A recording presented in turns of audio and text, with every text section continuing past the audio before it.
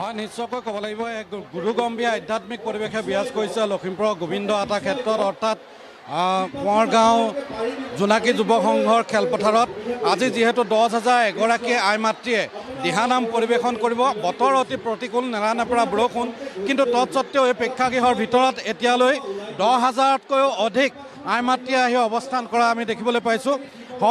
সহযোগী বিৰুৱে দেখুৱাইছে যে লখিমপুৰ জিলাৰ ভিন্ন প্ৰান্তৰ এইসকল আই মাতৃ আহিছে।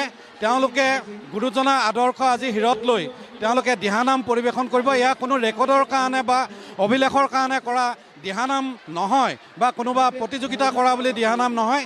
এয়া হ'ল ভাওনা সমাৰোহৰ লগত সংগতি ৰাখি এসপ্তাহকৈ যিহেতু সমগ্ৰ অসমজুৰি ইয়াত সদৌ অসম ভিত্তিত ভাওনা সমাৰোহ অনুষ্ঠিত হৈছে, গতিকে তদুপলক্ষে ইয়াৰ লগত বিভিন্ন ধৰণৰ আধ্যাত্মিক কাৰ্যসূচী হৈছে।